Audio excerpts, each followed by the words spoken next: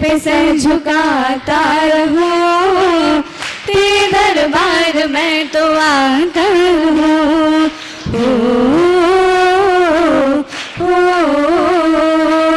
तेरी चौखट पे सर झुकाता रहूं, तेरे दरबार में तो आता रहूं। मुझको तो बस इतनी सी सौगात चाहिए, मुझको तो बस इतनी सी सौगात चाहिए। हर जन्म में बाबा तेरा साथ चाहिए, खत्म ना हो ऐसी मुलाकात चाहिए। सिलसिलाए टूटना नहीं चाहिए, सिलसिलाए टूटना नहीं चाहिए।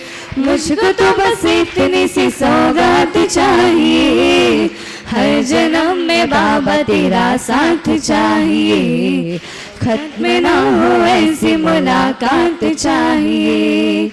मेरी सांसों में तुम समाए हो, प्राणों से भी ज्यादा मुझको प्यारे हो।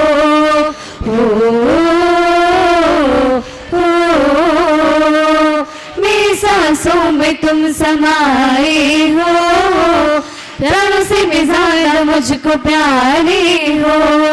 दिल में साथ साथ तुम रहो मेरे, दिल में साथ साथ तुम रहो मेरे।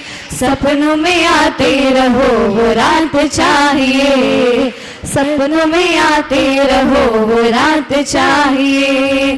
सिलसिलाए टूटना नहीं चाहिए, सिलसिलाए टूटना नहीं चाहिए। मुझको तो बस इतनी सी सौगात चाहिए, हर जन्म में बाबा तेरा साथ चाहिए, खत्म ना हो ऐसी मुलाकात चाहिए। जोरदार तालियों से इस मंगल के लिए अनुमोदन करें।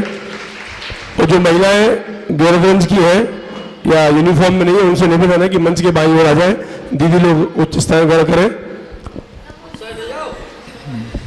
और अब मैं बिना किसी भूमिका के परम पूज्य गुरुदेव के पावन चरणों में नमोस्तु निवेदित करता हूं। आप सभी की ओर से अपने हाथों को शिविर में बनाएं और वहीं से नमोस्तु निवेदित करें। हे गुरुवर नमोस्तु, हे गुरुवर नमोस्तु, नमोस्तु नमोस्तु। अपनी अमृतमय वाणी से इन सभी छात्राओं को लाभान्वित करने की महान कृपा करें। नमोस्तु भगवान।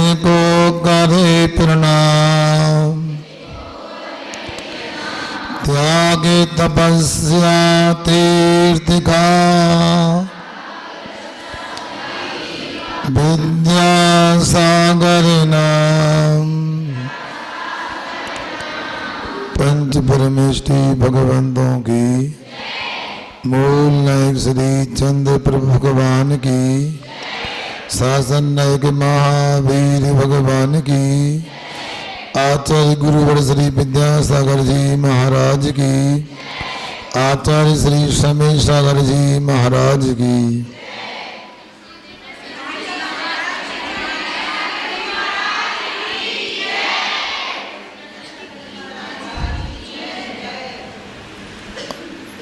आप लोग खजुराहो की यात्रा करके आए, इंदौर जाना है आप लोगों के लिए। इंदौर का परिचय बहुत लंबे समय से है। जब आप लोग इंदौर नहीं पहुंचे थे, हम इंदौर में थे। अब योग ऐसा बना, आप इंदौर में हैं और हम इंदौर में हैं। समझ आ रहा है? अंदर में रहने का नाम इंदौर होता है। आप लोग ऐसे इंदौर में, जो मध्य प्रदेश की एक प्रमुख नगरी मानी जाती है, ब्रह्मचारी अवस्था में मेरे लिए लगभग 6 वर्ष इंदौर में रहना हुआ।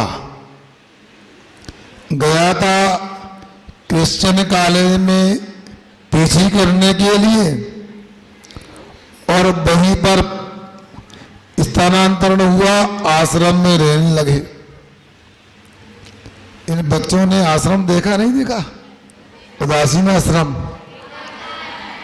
और जब मुनि दीक्षा हो गई, मुनि दीक्षा के उपरांत दूसरा चातुर्मास होना था और हम लोग परम पूज्य आचार्य जी के चरण सानिध्य में सिद्ध छेद नेमावर में थे। और वहां पर एक समाधि हुई और अचानक वहां से बिहार करने का कार्यक्रम बन गया। अभी आप लोग पीछे नगर से आ रहा है, कौन से नगर से आए? बेगमगंज से आए। और आपकी प्राचार्य दीदी, क्या नाम, क्या बोलो ना?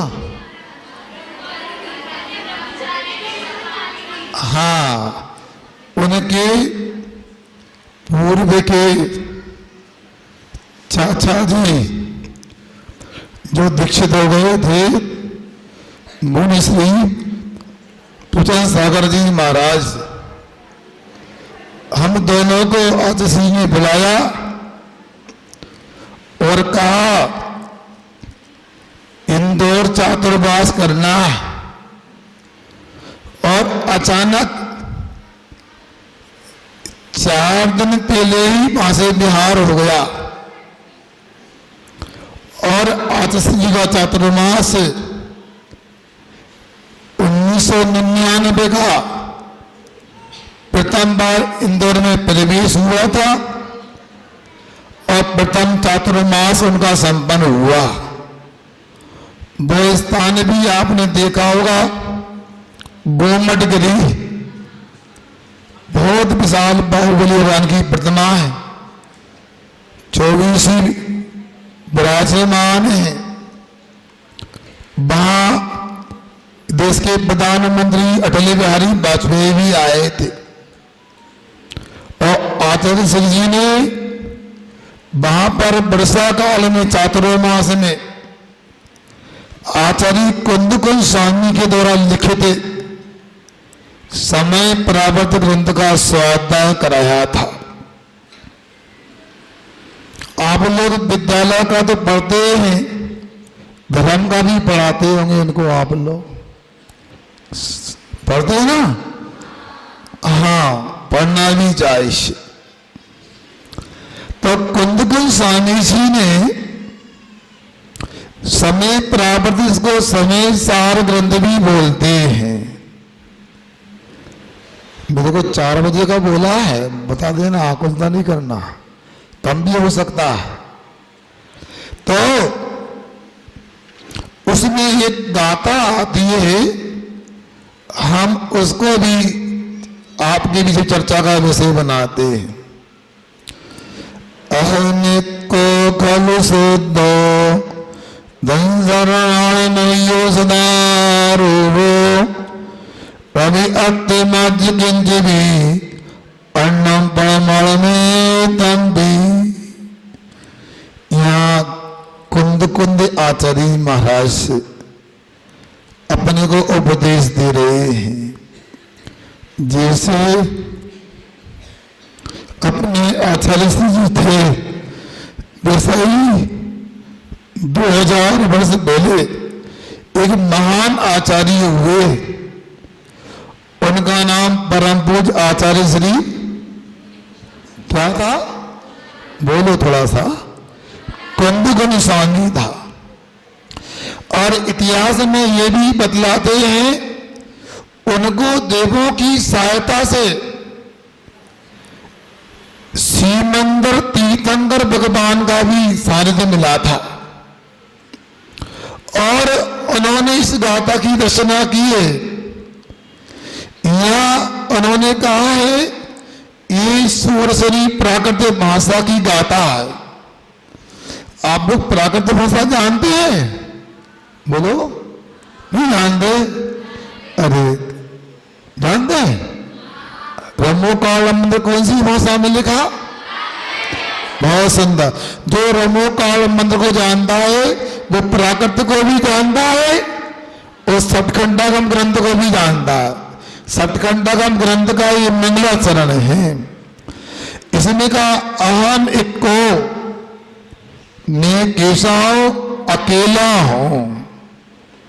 मैं लोगों की इसी में बताता हूं इस गाथा में इक्का का मतलब क्या होता है। ताश के पत्ते होते हैं, उनमें सबसे बड़ा पत्ता इक्का होता है। कितने पत्ते होते हैं? 52 पत्ते होते हैं। कितने? 52। अच्छा, हमको लगा 52 बोलेंगे आप लोग। चलो कोई बात नहीं। 52 पत्ते होते हैं तो सबसे बड़ा पत्ता कौन सा होता है? इक्का होता है। जैसे ताश के 52 पत्ते में सबसे बड़ा इक्का होता है, उसी प्रकार संसार में जितने भी द्रव्य हैं उनमें सबसे बड़ा अपना आत्मा होता है। और यह तो इक्को का मतलब अकेला है। अहम इक्को में अकेला। जन्म लेते हैं अकेले लेते हैं, मरण होता है तो अकेला होता है। 12 भावना भी आती होगी आप लोगों को। आप अकेला अब तरई मरई अकेला हो, साथी सगा न कोई। बहुत सुंदर। इसको प्रतिदिन पढ़ा करो आप लोग।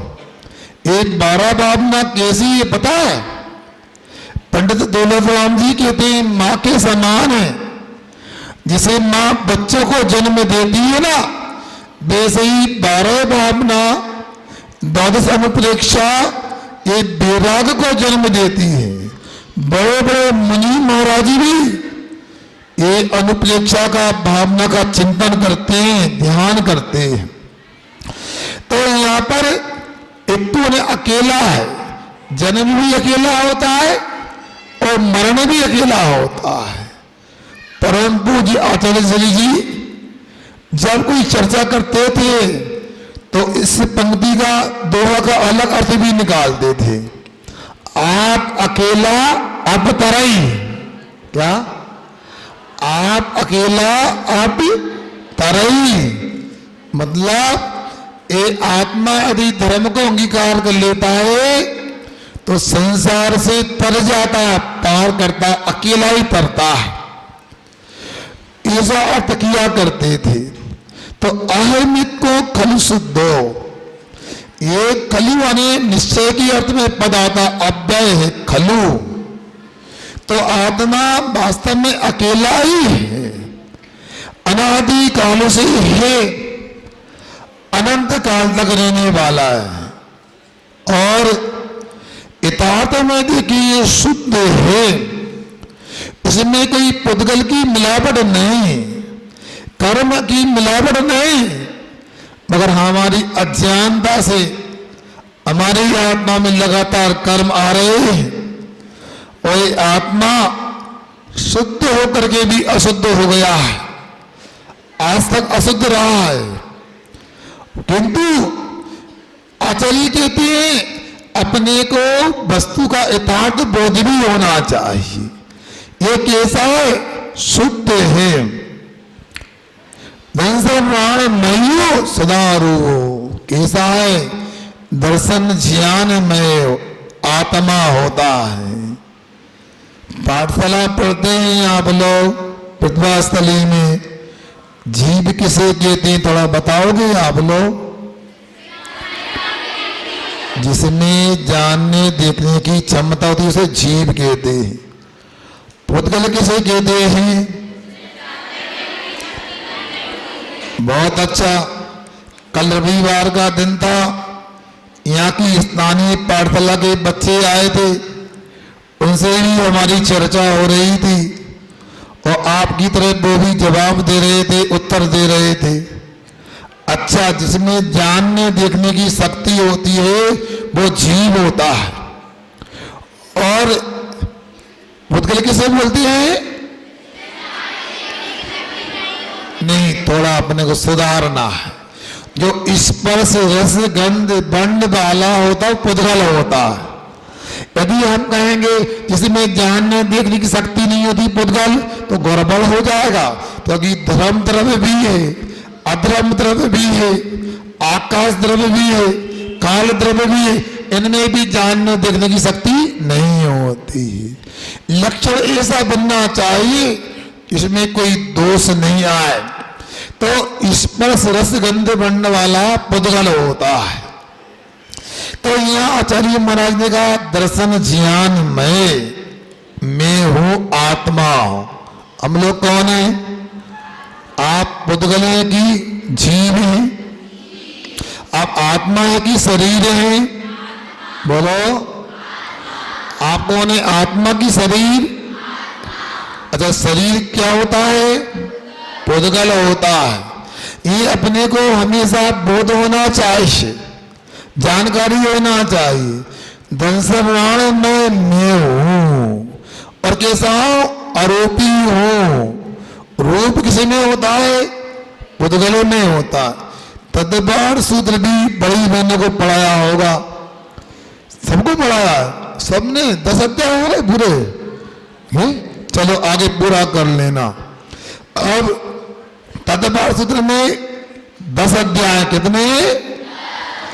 दूसरा अध्याय है जिसमें जीव की चर्चा की गई है, उसमें जीव का लक्षण भी आया है। क्या कहा है?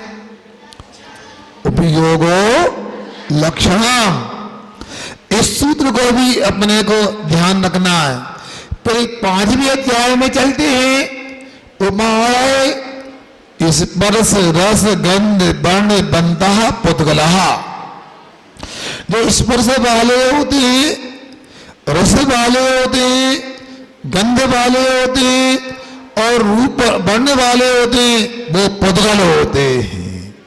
अब 2 चीज अपने पास, एक आत्मा और एक शरीर, अथवा एक जीव और एक पुद्गल। अब अपने को पुद्गल क्या है, इसका लक्षण भी अपने को याद रखना। क्या पुद्गल किसे बोलते हैं? हाँ, अब कोई पूछे ना, ये नहीं बोलने का जिसमें जानने देखने की शक्ति नहीं होती पुद्गल बोलते हैं, गड़बड़ हो जाएगा। अपने को बोलना है जिसमें स्पर्श रस गंध वर्ण पाए जाते हैं वो पुद्गल होता है, और जिसमें जानने देखने की शक्ति होती है, ये सही लक्षण हो गया। समझ गए ना? अब यहां पर भी कुंदक स्वामी ने अपने को ये बताया है, क्या? धनसराण मही सदा रूहो। बाद में कहते हैं उत्तरार्ध में रवि अत मज किंजवी परमाणु मितंती। यहाँ बताया जा रहा है मैं ज्ञान दर्शनमय आत्मा हूं, मैं आरोपी आत्मा हूं, मैं अकेला आत्मा हूं, और इसको थोड़ा परमाणु मात्र भी मेरा नहीं। क्या कहा? परमाणु मात्र भी मेरा नहीं। परमाणु को जानते हैं आप लोग? क्या होता है परमाणु?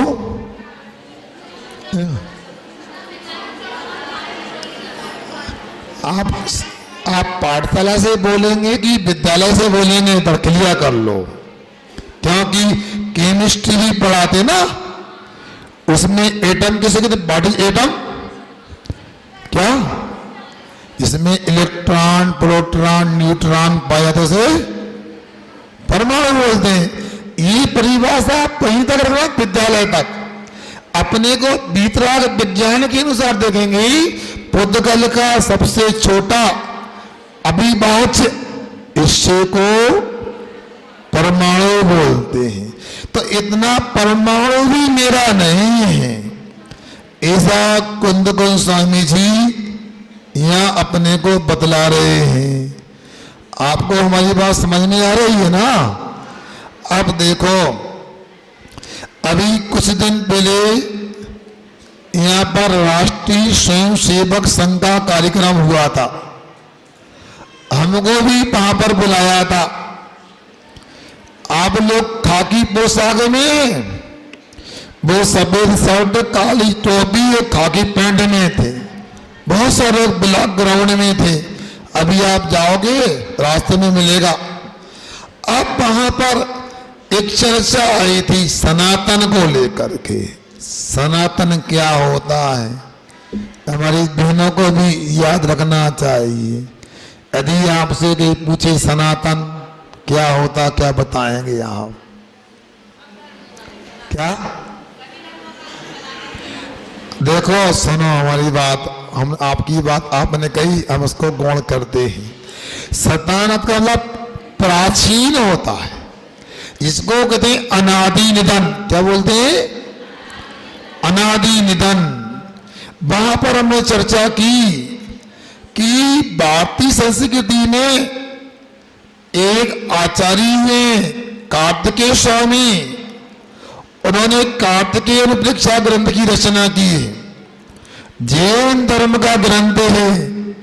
हमने वहां कहा भारतीय संस्कृति में एक शास्त्र है कार्तिकेय अनुप्रेक्षा, उसमें सनातन धर्म क्या होता है? हमने कहा बत्तु स्वभावो धम्मो, वस्तु का स्वभाव धर्म कहलाता है, और ये धर्म सनातन है। क्या कहा? वस्तु का स्वभाव सनातन कहलाता है। तो भाई कब से? अनादि से अनंत काल तक रहेगा। मेरी बात समझ में नहीं आ रही तो स्पष्ट करता हूं। आप पानी पीते हैं ना, है? पानी पीने से प्यास मिटाते हैं, और भोजन बनाने में अग्नि का प्रयोग भी करते हैं। आपने पानी को भी देखा होगा, अग्नि का भी परिचय होगा। अब मैं पूछो पानी का धर्म क्या है? बच्चों, पानी का धर्म क्या है? शीतलता है। अग्नि का धर्म क्या है? उष्णता है। अब ये बताओ, एक पानी का शीतल धर्म कब से है? अनादिकाल से है। इसी का नाम सनातन धर्म है। अग्नि का धर्म उष्णता है। अग्नि में उष्णता कब से है? कब तक रहेगी? अनंत काल तक रहेगी। अनादिकाल से है, अनंत काल तक रहेगी। यही तो सनातन धर्म है। वैसे ही वस्तु का धर्म क्या है? तो वस्तु का स्वभाव धर्म है। तो हम एक वस्तु हैं, क्योंकि हम भी 6 द्रव्य में एक द्रव्य आते हैं। कौन से द्रव्य है? जीव द्रव्य है। तो हमारा स्वभाव क्या है? अहिंसा धर्म। क्या हमारा स्वभाव क्या है? किसी भी जीव को नहीं सताना, कष्ट नहीं देना, इसी का नाम तो अहिंसा धर्म ही है। इसलिए अपने को प्रतिभा स्थली में रह करके ये अपने धर्म को अपने लिए सेम समय में आत्मसात करना है। इंदौर बहुत अच्छा स्थान है, जहां जहां प्रतिभा स्थली खुली है सभी स्थान अच्छे ही तो, अगर इंदौर का ऐसा वातावरण है, ऐसा वहां का माहौल है। मैं कॉलेज में पढ़ने गया, तब कॉलेज बंद हो गया क्योंकि पढ़ने गया था, परंतु जी आचार्य जी की आशीर्वाद लेके गया था। और बाद में आचार्य जी ने कहा नहीं, अब लौकिक पढ़ाई नहीं करना है, पारलौकिक पढ़ाई करके आश्रम में रहना है। वहां हम गए तो मेरे को आप लोगों की तरह याद नहीं होता था कुछ भी, सही बोलना, बड़ी दिक्कत थी। एक बार मैं डिप्रेशन में भी आ गया, फिर मेरे को समझाया नहीं, आपको कुछ नहीं करना है, एक नियम लेना है। बता दूं कौन सा नियम? कौन सा नियम? उन इलक जी महाराज ने कहा आपको याद नहीं करना है, ये नियम लो। तो क्योंकि उनका समझाने का तरीका था, बस आपको पंडित जी की बाजी में बैठना है, ध्यान से सुनना है, याद नहीं करना है। तो इंदौर का ऐसा वातावरण लगा कि जैसे जैसे सुनते गए याद होता गया, और 734 गाथा वाला गोमट सा जीप गाड़ी में कंठस्थ हो गया। मैं उस जिस इंदौर में आप लोग रहते हैं ना, वहां पर मैं उदासीन आश्रम में 6 वर्ष रहा। बाजू में एक कल्याण भवन है, वहां एक शांति भगवान का मंदिर है। ऊपर की वेदी पर कभी जाके देखना, एक एक पिंड कलर की प्रतिमा है। वहां लगभग 3.5 घंटे खड़े होकर के शाम को 7 बजे से आज के 10 बजे तक पूरा जीव कांड का चिंतन कर लेता था। ऐसे इंदौर में आप लोग अध्ययन कर रहे हैं, सुन रहे हैं आप लोग। अब आप लोग अध्ययन करते हो, अब अध्ययन करने में अपने को ये तो समझना है हमारा धर्म क्या है। तो अहिंसा परमो धर्म, कौन सा? आप लोग इसको पालन करते कि नहीं करते बताओ? जब पानी पीते हैं तो छानने का भाव आता है कि नहीं आता है? आता है ना? छान के पानी पीते ना, रात में भोजन करते ना। अरे क्या बोला मैंने? रात में भोजन करते क्या? कौन करता है? झूठ नहीं बोलना। देखो हम आप लोगों के बीच पहली बार नहीं आए, ये बहनें भी कई बार पहले भी मिलती रही हैं, आगे भी मिलती रहेंगी, चर्चा होती है। तो एक बात बता दूं, कोई बुरा तो नहीं मानेगा, बोलो ना, मानोगे ना? कोई नहीं मानेगा, पक्का। इन्होंने कहा था हम सब बच्चियों के साथ में 10 महीना श्रम करते हैं, परिश्रम करते हैं, और यहाँ तो अच्छे से सब काम करते, मंदिर भी जाते, पानी छना हुआ पीते, रात में भोजन नहीं करते, फास्ट फूड सेवन नहीं करते। मगर जब अपने मम्मी के घर जाते हैं लोग, क्या कहाँ जाते हैं? मायके, मतलब माँ के पास जाते हैं। आप लोग को मायका अलग अलग है ना, है? सबका मायका, हंसो नहीं, सबका मायका होता है। जहां माँ रहती है उसका नाम बोलो। तो वहां जाकर के अपने पोशाक को भी बच्चे भूल जाते हैं और खान पान को भी भूल जाते हैं। देखो आप लोग ऐसा नहीं करना जो आपकी दीदियां आपको बताती हैं, बताती है ना, बिना छना पानी पियो, ऐसा बोलती है ना? क्या बोलती है? भोजन रात में करने का है? क्या बोलती है? आप बताओ ना फिर, है? रात में भोजन नहीं करना बोलती है। पानी, पीछे वाले बच्चे क्या बोलती है? और मंदिर कभी कभी रोजाना। अच्छा देखो, हमको तो दोनों प्रकार जानकारी मिली, छिपाना नहीं। प्रतिभा स्थली की तरफ से बहनें बता देती है, शिकायत नहीं करती, अपना अनुभव बताती हैं। और दूसरी तरफ से जब आपके सुनो, माँ जहाँ रहती मायकस को बोला, वहां नगर नगर जाते हैं तो वहां पता लग जाता है हमारे लिए क्या चलता है। कई बच्चे आहार देने आते हैं, तो जैसे ही आहार देने आते हैं तो हम यूं बोलते हैं उनसे, तो तबाक से मम्मी बोलती है, महाराज वो तो प्रतिभा स्थली में पढ़ती है। कहाँ पढ़ती है? तो सब लोग कहते हैं महाराज प्रतिभा स्थली की बच्ची, इनको कुछ नहीं पूछो, आहार ले लो। मगर क्या करें, माने कि मानता नहीं, हम पूछ लेते हैं तो बोलती नहीं खाते। अच्छे से बोलो, नहीं नहीं प्रतिभा स्थली में नहीं खाते, घर पे। देखो इनकी हंसी बोल रही, देखो बहनों। हाँ, अब ऐसा करोगे तो कैसा काम चलेगा? अच्छा एक बात पूछता हूं मैं आप लोगों से कि हलवा खाया कभी आप लोगों ने? अच्छा बनाना आता कि नहीं? पक्का? तो कल यहाँ रोको, बना के बताओ कैसे बनाते हैं। एक छोटी बच्ची की नहीं आता, दीदी से सीख लेना, इनको सिखा देना। चलो, खाना तो आता है ना? खाना भी नहीं आता? अब खाना आना चाहिए, क्या करना? देखो अपने को तो बड़ा होके यही करना, बनाना नहीं। क्या करना? बनाना नहीं, बड़े होके खाना। मतलब ऐसे ही बनना। कैसे बनना? दीदी की तरह बनना। और दीदी की तरह बनने के बाद जो बेगमगंज में थी ना, कौन थी बेगमगंज में? कोई मिला था आपको? ऐ बोला ना, माता जी। कौन सी माता जी? अच्छा, तो ऐसे बनना, फिर वैसे बनना। तो फिर ऐसा नहीं करना पड़ेगा, ऐसा ऐसा करना पड़ेगा फिर अपने को, ठीक है ना? तो मैं हलवा की बात बीच में क्यों ले आया? सुनो, हलवा कैसे बनता है। मान लो आटे का तो ज्यादा स्वादिष्ट नहीं होता।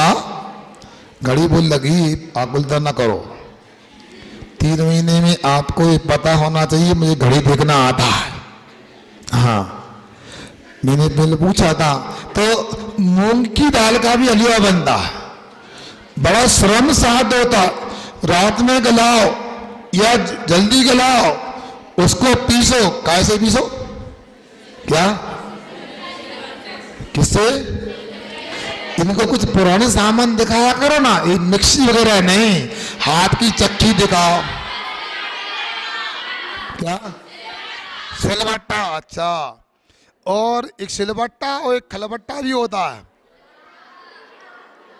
घर पे दादी के साथ देखा होगा आप। सुनो सुनो, आकुलता नहीं करो, हमारा माइक ठीक है। सुनो, अब दाल को सिलबट्टा पे पीसते हैं और पीस कर फिर कढ़ाई में डालते हैं। फिर क्या करते हैं?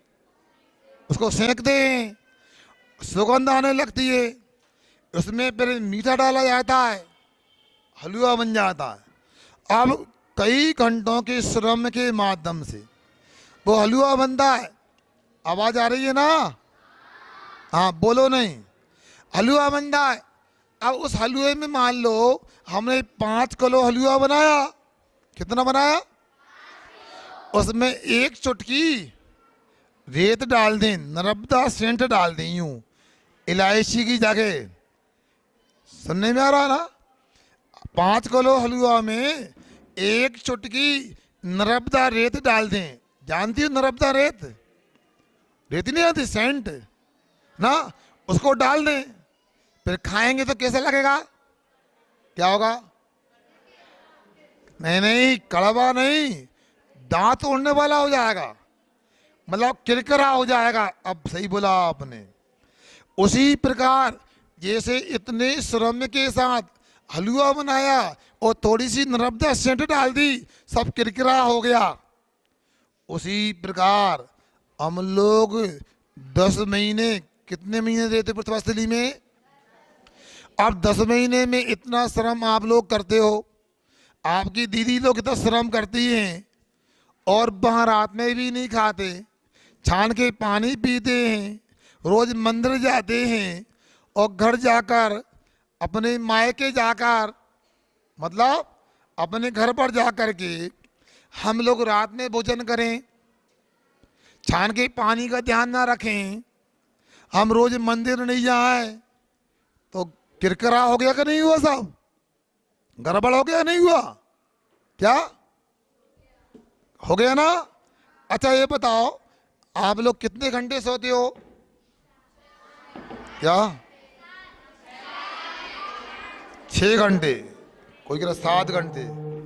बहनों से कितना, छोटे बच्चे 7 घंटे हैं, 10 से 5, अच्छा 7 घंटे। और बड़े बच्चे हैं 4। बहुत अच्छा, तो मैं समझता हूँ पर्याप्त नींद रहती है ना, और चाहिए क्या?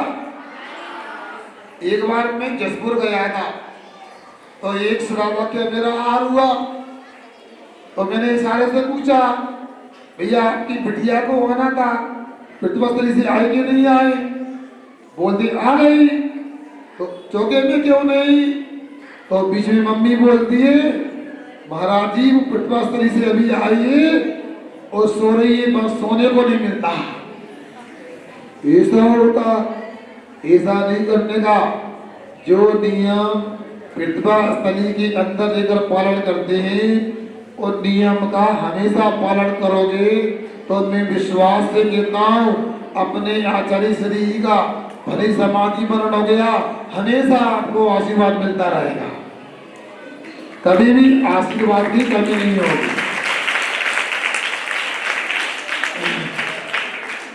इसलिए आप लोगों को ये नहीं समझना जो हम चर्चा आपसे कर रहे हैं, जो आपको बतला रहे हैं, जो आपकी दीदियां बतलाती हैं, वो ये मानना हमने नहीं बतलाया, दीदियों ने नहीं बतलाया, माताजी ने नहीं बतलाया। किसने कहा? वो आचार्य जी की, क्या कर रहा है? आचार्य श्री जी के ही वो वचन है, उनका उपदेश है। गुरु वचन मान करके, गुरु मंत्र मान करके अपने को काम करना चाहिए। हमने रत्नगढ़ श्राप का 4 का भी अध्ययन किया, आप लोगों ने नाम सुना है? बहुत लोगों को पढ़ाया भी होगा, चलता नहीं चलता। अब उसमें एक श्लोक आता है अंत में, संभवतः 146 नंबर का श्लोक होगा। पाप मरातिर धर्मो बंधुर दीव चले चिदवन समय में जानी दे श्रेयो ज्ञाता ध्रुवम भवति। क्या कहा? ये भी लोग 2000 वर्ष पहले आचार्य श्री जी हुए हैं। इनका नाम है आचार्य श्री सर्मतवन स्वामी। आप लोगों ने नाम सुना है? सुना है ना? उनकी कहानी सुनी है आप लोगों ने? मैं बहुत छोटे सच्ची में बताता हूँ। उनको बहुत बड़ी बीमारी हो गई, हाँ बसमन व्याधि, जानते हैं, इसलिए मैं पूरी नहीं सुनाऊंगा, समय भी नहीं, तो सुनी भी आप लोगों ने। तो एक बार परिस्थिति ऐसी हो गई, वो बड़ी हमने नहीं सुन लेना, इंदौर से आगे बता देंगे। तो सुनो, तो क्या हुआ, वो कहीं जाकर अपना उपचार करा रहे थे, रोग ठीक कर रहे थे। अचानक किसी राजा ने कहा आपको यहाँ नमस्कार करना पड़ेगा। कहाँ नमस्कार? एक गोल गोल पत्थर था, सब नहीं बोलना, एक गोल पत्थर था, उसको नमस्कार करना पड़ेगा। तो उन्होंने कहा हम तो सच्चे भगवान को नमस्कार करते हैं, सच्चे गुरु को नमस्कार करते हैं, सच्चे शास्त्र को नमस्कार करते हैं, या पत्थर को नमस्कार नहीं करते। राजा ने कहा करना पड़ेगा आपको। उन्होंने कहा मेरा नमस्कार सब लोग सेव नहीं कर पाते, दुनिया के लोग जानकार नहीं है, जो धर्म नहीं पढ़ते, वो चमत्कार को नमस्कार करते। क्या करते? चमत्कार को नमस्कार करते। मगर नहीं, सच्चे भगवान के भक्त होते हैं वो चमत्कार को नमस्कार नहीं, जहां नमस्कार करते वहां चमत्कार हो जाता। फिर क्या होगा? समर्थ स्वामी ने एक एक तीर्थंकर का स्मरण करते करते जैसे 8वें तीर्थंकर को याद किया। यहाँ बैठे ना आप लोग, इस मंदिर के मूल नायक भगवान चंद्र भगवान है, दर्शन कर लिए आप लोगों ने। हाँ, ऊपर भी भगवान बाहुबली भगवान संत भगवान है, एक मंदिर उधर भी। तो जैसे ही उन्होंने इतना ही बोला, चंद्र पर्वम चंद्र मरीच घोरम चंद्रम दुधियम जगदीविकांतम वंदे विवंदम वेदांत सिद्धम जिनम जतसांत कसाय बंदम विश्वांग लक्ष्मी परवेश विन्दम तमस्तमोरस विन्दम। जैसे ही उन्होंने दूसरे श्लोक का आधा पढ़ा उच्चारण किया और तमस्तमोरस विन्दम, जैसे भाई सूरज से अंधकार को नष्ट कर देता है, जैसे आपके दर्शन करने से अंदर का अंधकार नष्ट हो जाता है। और इतना ही बोलना हुआ, सामने का गोल पत्थर फट गया और चंद्र भगवान प्रकट हो गए वहां पे। बताओ, अपने को भी ऐसा ही नमस्कार करना सीखना, पटवास्थली में रह करके जहां भी नमस्कार करते वहां चमत्कार हो जाए। तो मैंने ऐसे समर्थ स्वामी का श्लोक पढ़ के सुनाया था। यहाँ बोल रहे हैं कौन पंडित है, कौन मनीषी है, कौन विद्वान है?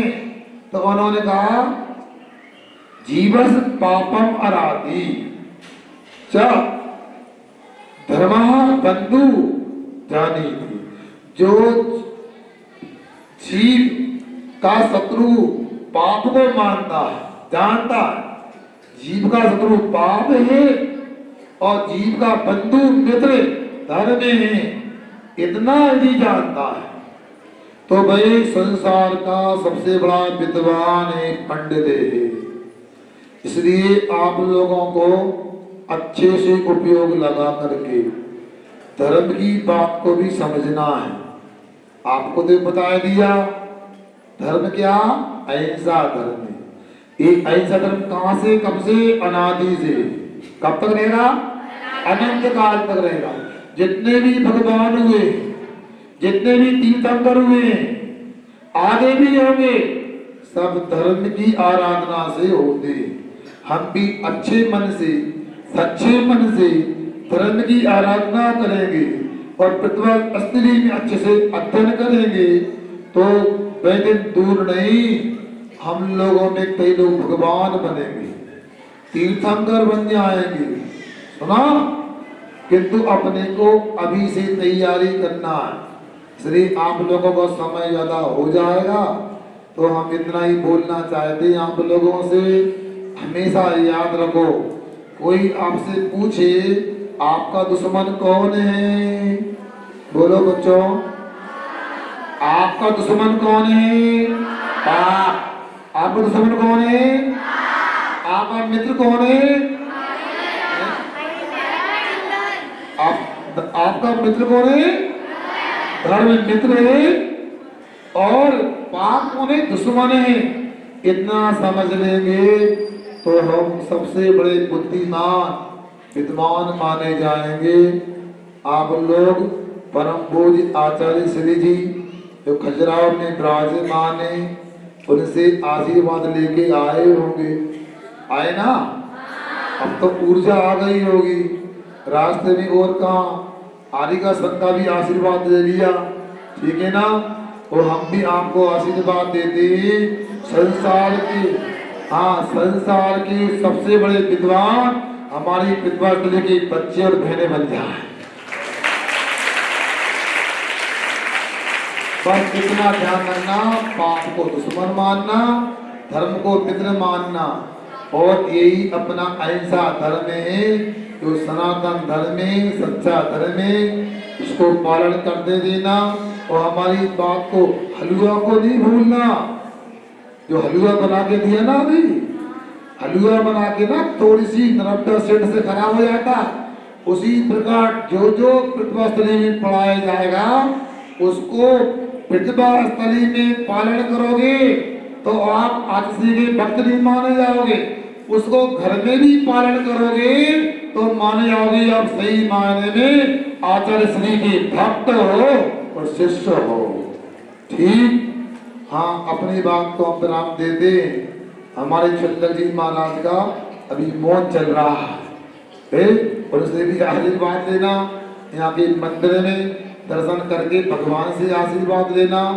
और हमें तो नहीं कहेंगे आप लोग जाओ, मगर जैसा भी आपका कार्यक्रम है मुझे पूरा पता नहीं है, समय तो हो गया 4 बजने वाले, इसलिए आप लोगों से हमारा ये कहना है कि आप समय का उपयोग करना सीखो, समय को बर्बाद नहीं करना। आपने माता पिता का त्याग किया और आपने दीदियों के सानिध्य में अध्ययन करने का भाव बनाया है, एक एक क्षण को सार्थक करना। अंत में इतना ही कहता हूँ, गतिशील करो चरणों को, मंजिल पास नहीं, काल चक्र गतिमान किसी का दास नहीं, जीवन की हर सांस सार्थक कर डालो तुम, सांसों पर पल भर का विश्वास नहीं, पल भर का विश्वास नहीं। अहिंसा परमो धर्म की